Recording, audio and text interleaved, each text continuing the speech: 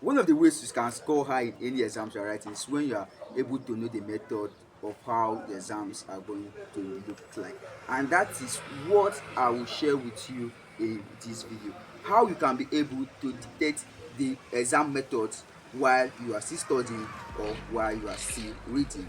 But before we continue, my name is Basi Ejoba. I'm a 400 level student in the University of Calabar studying medical officers. And in my channel, I help students level up their academic game. So if you love content like this, don't forget to hit on your subscribe button so I can continue getting updates anytime I drop videos like this, so that you can also help me grow. And just like I've said in this video, I'm going to show you where you can detect exams questions method while you are still studying. And the first one is that you have to be able to analyze past questions.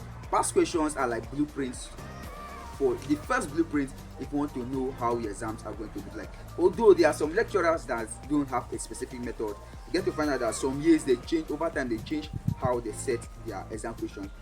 And what will also give you this edge, or what will also tell you that this lecturer don't have a fixed method of setting the exams, is these past questions and answer. So you must be able to analyze past questions at least 4 years before the current year you'll be writing your exam. You have to look for the patterns. You have to see how these lecturers or the professor, how he or she sets the question. You have to see the topics.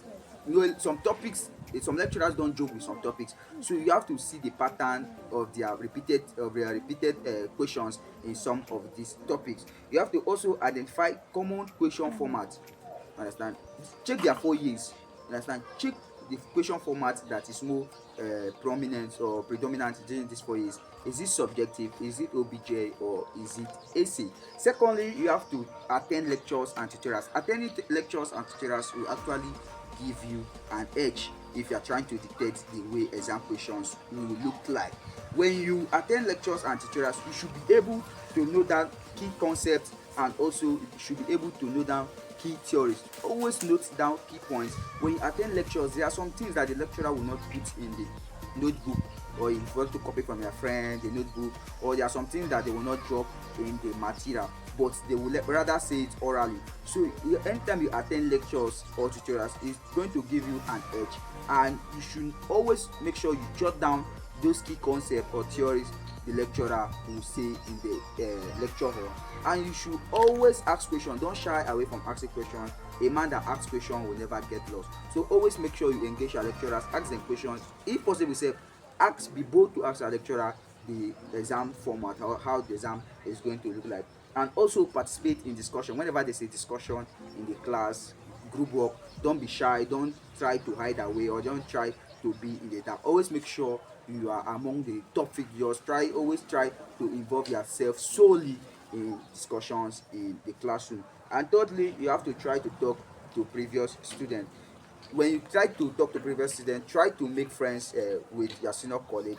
They are the sure, or the after the past questions, they are the next blueprint that will really tell you how the exam format is going to look like, because these people have already been there before you. And when you talk to your senior colleague, always in, engage them, inquire about their exam experience. Let them tell you how the exams look like. Let them tell you what they faced when they were writing exam, either that particular course or in that particular level. And also don't forget to ask them for tips and advices. Always tell them to advise you on how you can be able to prepare for exam. Always allow them or beg them to give you advices and tips on how you can be able to pass that exam also.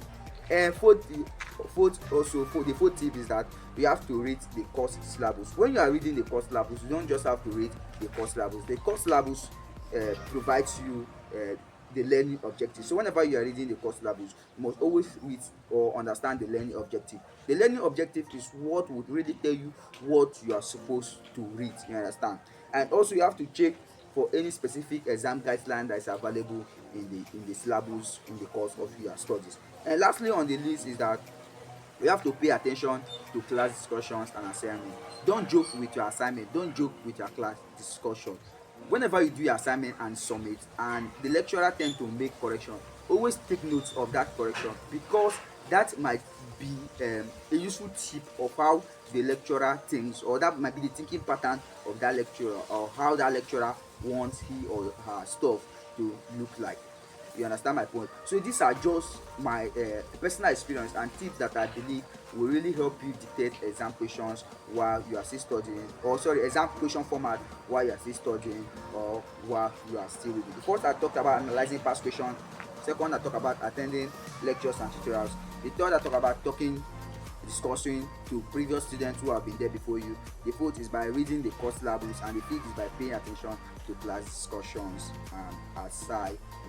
If you love this video, don't forget to hit on the red subscribe button, and also don't forget to share this video to your friends so that they can come here and get value, and in turn I'll feel motivated to continue making videos like this. Drop it in the comment section which of these tips you are going to try right away. And also, to show this video to a larger audience, don't forget to hit on the like button, because when you hit on the like button, it's going to tell the YouTube algorithm that a lot of people are loving this video, and the algorithm will be left with no choice than to show this video to a larger audience. Until I see you in my next video, always remember that you're wonderful, always remember that you're unique, and always remember that you're a pace setter. I really love you. Thank you.